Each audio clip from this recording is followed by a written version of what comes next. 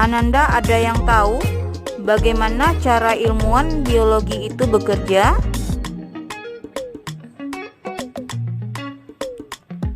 Masih ingat dengan ciri-ciri sains yang terkait dengan sistematis? Ya, para ilmuwan itu bekerja adalah mengikuti langkah-langkah yang sistematis. Langkah-langkah yang sistematis inilah yang disebut dengan metode ilmiah. Jadi, metode ilmiah adalah merupakan cara atau tahapan tertentu yang harus dikerjakan oleh seorang ilmuwan dalam melakukan suatu penelitian. Apa tahapan tersebut?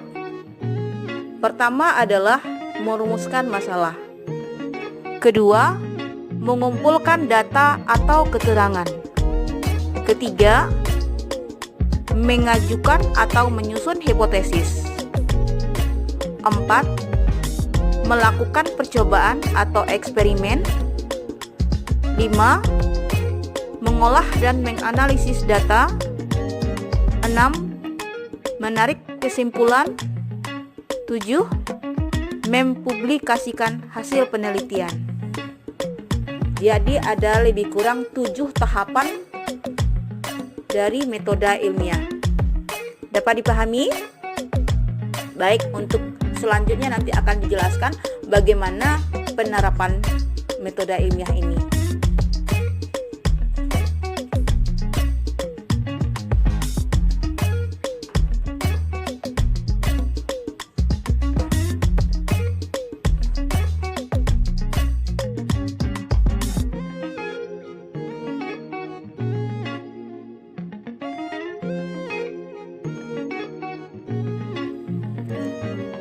Oke, Ananda semua menyimak ya. Ibu akan menjelaskan bagaimana penerapan metode ilmiah tersebut. Langkah pertama dari metode ilmiah adalah menyusun rumusan masalah. Apa itu rumusan masalah? Bagaimana cara membuat rumusan masalah yang benar? Hal-hal apa yang harus diperhatikan? Rumusan masalah adalah merupakan pertanyaan penelitian. Hal-hal yang harus diperhatikan adalah: pertama, masalah harus menyatakan adanya keterkaitan antara beberapa variabel. 2. Masalah tersebut merupakan masalah yang dapat diuji dan dapat dipecahkan. 3. Masalah disusun dalam bentuk pertanyaan yang singkat, padat, dan jelas. Berikut ini akan Ibu berikan contoh dari rumusan masalah. Dari judul suatu penelitian, pengaruh pupuk terhadap pertumbuhan tanaman jagung, dapat kita susun rumusan masalahnya dengan menambahkan kata tanya, yaitu apakah pupuk berpengaruh terhadap pertumbuhan tanaman jagung. Jadi rumusan masalahnya adalah apakah pupuk berpengaruh terhadap pertumbuhan tanaman jagung. Mudah bukan?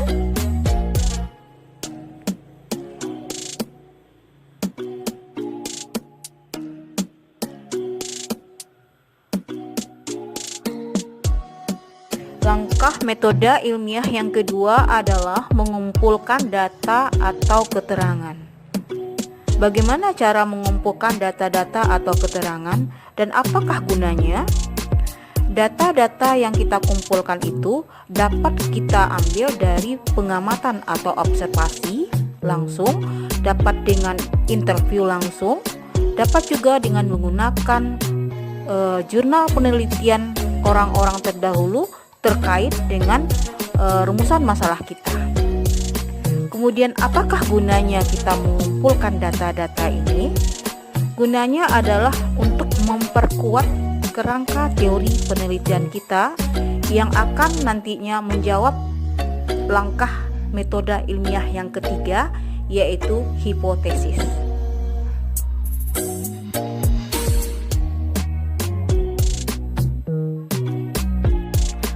Langkah metode ilmiah yang ketiga adalah menyusun hipotesis.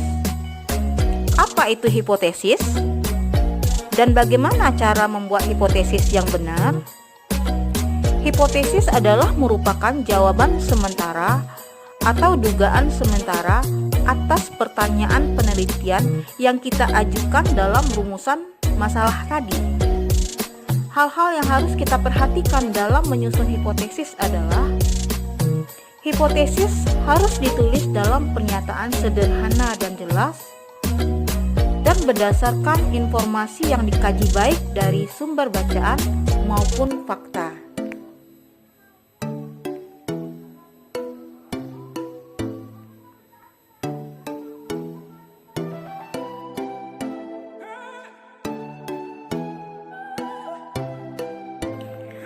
Langkah keempat dari metode ilmiah adalah melakukan eksperimen atau percobaan.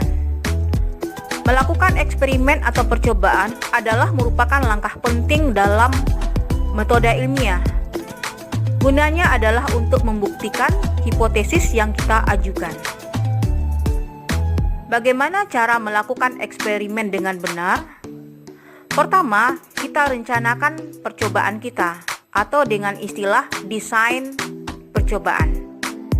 Tetapkan dahulu apa yang menjadi variabel bebasnya, apa yang menjadi variabel terikat, dan apa yang menjadi variabel kontrol.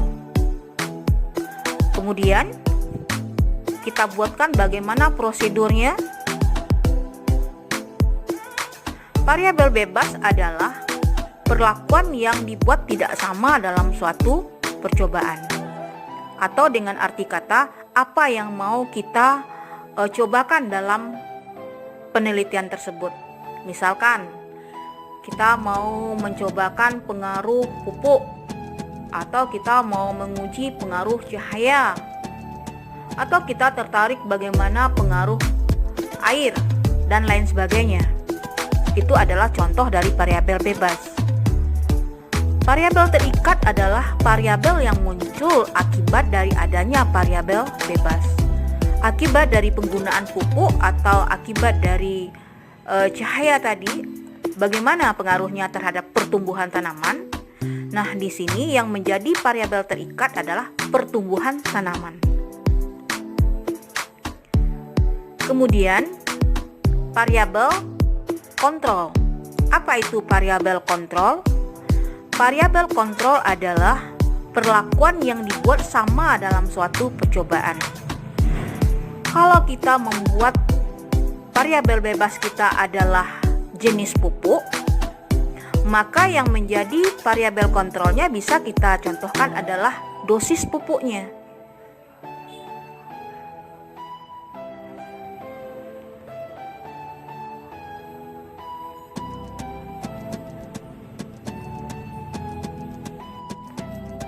Langkah metode ilmiah yang kelima adalah mengolah dan menganalisis data.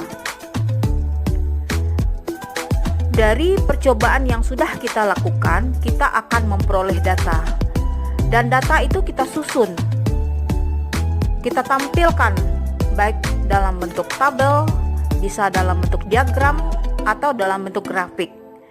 Kemudian kita interpretasikan atau kita terjemahkan sehingga memudahkan kita nantinya dalam pengambilan kesimpulan.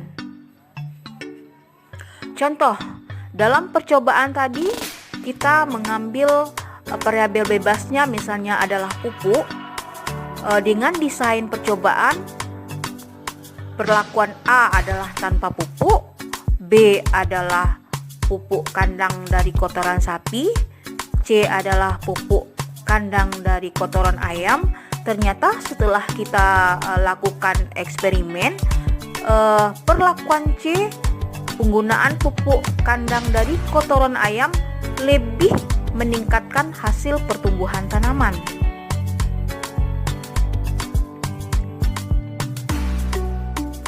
Maka dapat ditarik kesimpulan bahwasanya perlakuan dengan penggunaan pupuk berpengaruh terhadap pertumbuhan tanaman.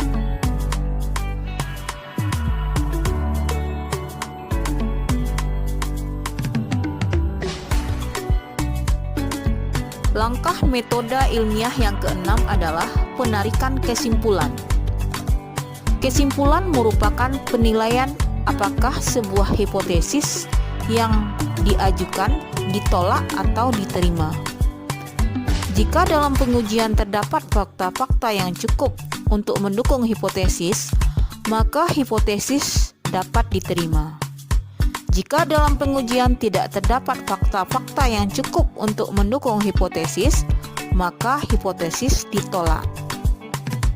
Hipotesis yang diterima dianggap menjadi bagian dari pengetahuan ilmiah karena telah memenuhi persyaratan keilmuan, yaitu mempunyai kerangka penjelasan yang konsisten dengan pengetahuan ilmiah sebelumnya dan telah teruji kebenarannya.